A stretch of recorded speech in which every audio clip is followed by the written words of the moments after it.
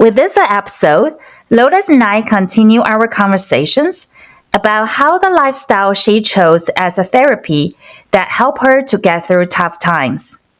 Also, as shared experience of being Zumba instructors between her and I, we each showcase some of our favorite Zumba moves. So this is one of the bedrooms I've converted into a studio. As you can see, it's like a mixture of lots of things that I've collected. I've got lots of books and sketches from different travels. I took a sketchbook and at the end of it, put it together and we called it the Sketching Safari. So you can see I've dedicated it to my husband.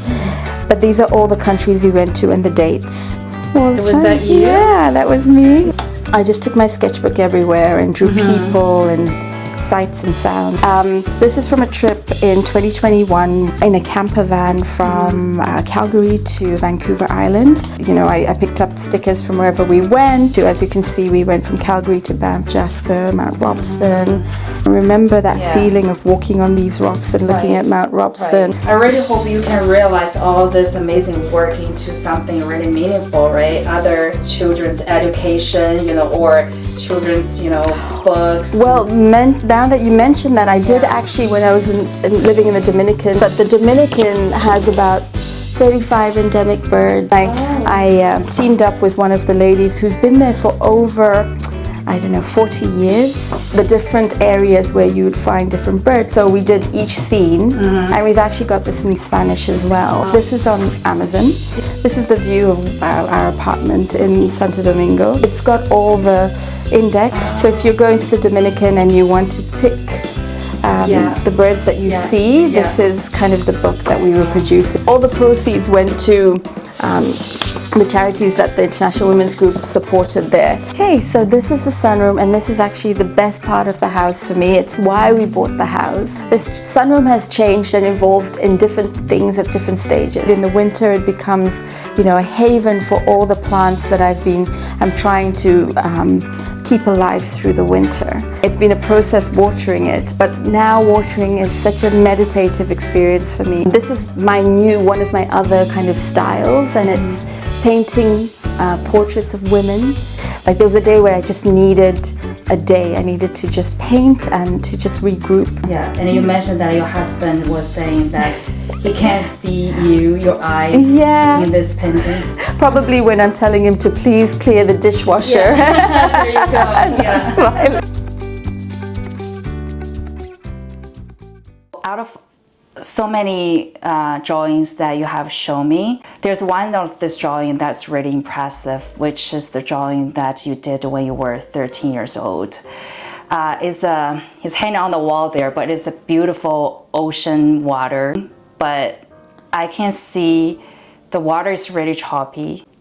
When I look at it, I can imagine a 13 years old girl sitting there and feeling frustrated or maybe a little bit angry, but this is how she want to express herself. So I think personally it's very important to talk about the adversity, the challenges we're facing in order to live the life better.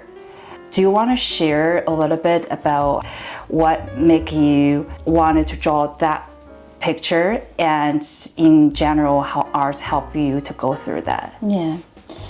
Well, for a long time I was also one of those people who wanted to, bad things happened, but I wanted to move away from that and reinvent myself and forget about that and not dwell on it. I didn't feel like I could be, myself and voice my opinion. So I retreated to my drawing, and that was where I had control. I had control over my lines, I had control over my emotions. And when I did it, I felt a sense of release. And so I looked back to my art, and my art was what kind of kept me grounded. We were taught by society that showing vulnerability is a sign of showing weakness, and if you want to be a strong person, if you want to be accepted, or if you want to fit in, just be stronger. Inner little child voice, that voice always pop back up saying, hey, I need some love, I need some hugs, I just need some reassuring or safety sense, then I can keep going, right? Yeah. So we have to listen to that inner voice and sometimes just slow down or stop what you were doing and just soothing yourself, Exactly. right? Yeah, to look after yourself. A quote that comes to mind is, artists are made and not born. Now, what that means to me at least is that whatever you do in life, whether it's art, music, sports, whatever, you need to do it on a daily basis to get good at it. When we look at kindergarten students, kids, they're always drawing. They've got crayons, you've got kids, you've got crayons on the walls, you've got crayons, marks everywhere. We're always doing art. It's a way of expressing, the colors, Yes. the tactile, like kind of putting that crayon onto paper and seeing it move, and the smell. Yeah. But then at some point in maybe our school career, we move away from the arts and we say, well, we're not good enough, so we're going to focus on something else. Someone tells you maybe, oh, that's not so good, or oh, you believe it yourself, whatever. And then we let go and we stop practicing. And I think that's when we stop. No one's not good at art. It's just that you haven't practiced. You haven't done it on a daily basis. And the moment you start drawing that leaf, maybe 10 times, 20 times, you get better at it. So, like you look at that leaf now and you're like, oh my God, how am I going to even start? Right, like in my mind, I already get a little bit frustrated. Like, how do I start? Like, what kind of shape is it? I try to logicalize it. Like, what kind of shape, what kind of color, what kind of pattern I'm gonna draw. You're just like overwhelming yourself with all the decisions. You want to just make it perfect, but you forgot that sometimes art just to express yourself, as you said. Also, you want to bring your passion of arts to the next level to help the community, to help people to come together to express themselves through all the events you've been participating or organizing. For example, in Canada Scouts, you teach kids how to draw, and I was there. I was very fortunate to be there and capture all those moments. Well, you helped me set up. Oh yeah, that's there's tremendous work. You don't see, right? Yeah. The setup to make sure everything still keep clean after, and there are a lot of tools. We have to prepare, and your kids are there to help you to set up too, which is amazing. Like with all the other kids playing in the background, but they're still so focused on just trying to help you to set this up. They are like very mission focused. Yeah. But yeah, it was beautiful, and I can see how kids loved it, and just the amount of concentration and the joy, the laugh. Like boys, the 15 boys, and ages 8 to 10, 11, and they all just, for 40 minutes, they were quiet and they were drawing. I mean, they don't need to be quiet, but they were engaging with the art. And I think they really reached a state of flow. And state of flow in any sort of creativity is where you're working on something and you forget and zone out everything else. You forget everything about your day or whatever you're going through, and you're focusing on that piece. And that's where your creativity and just kind of like your feelings just go into one.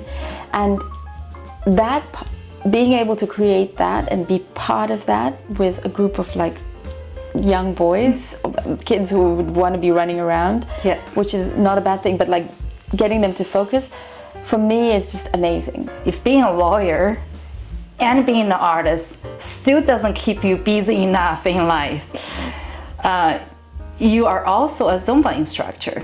So as part of fun being a Zumba instructor, Lotus and I, we're gonna showcasing our favorite Zumba move. We'll give people a glimpse of what Zumba is and how fun it is. So let's start with Lotus first. Okay, so here's salsa.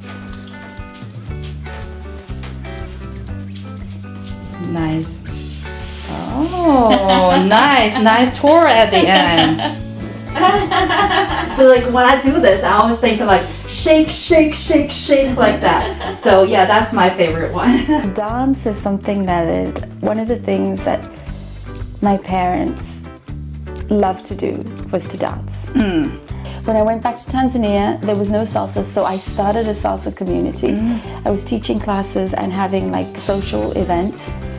And then when I went to the Dominican, the interesting and the irony of it all is I was having babies. So I couldn't go to bachata, merengue. I tried a few times in the evenings because it was way too late.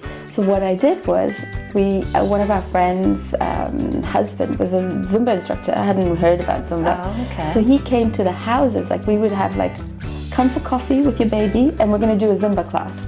Oh. So I actually, That's the beauty that you can Zumba everywhere. Exactly. And I, my mom would be there, like people would we would have people there and babies would be crawling around. And we were doing Zumba. Maybe baby want to do Zumba too. Yeah. But when we were renovating this house, it was a big question about where the island was going to be. And like, I remember like thinking, I need a big space in the house where we can just dance. So the Dance island, in the kitchen, in the dining room. Always dancing in the kitchen, and yeah, so dance, and I try to do that with my children too, and my husband as well. Like, we all dance, and it's just a happy moment. I've even like invested in like a little disco light, and I've got the boombox and everything. So we're dancing. So who's the best dancer in the household? Well, is that you or your husband?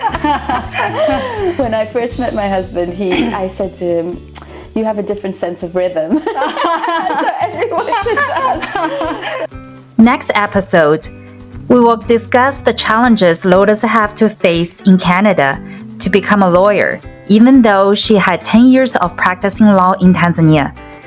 If you like our content, please subscribe and click the notification bell so you won't miss out.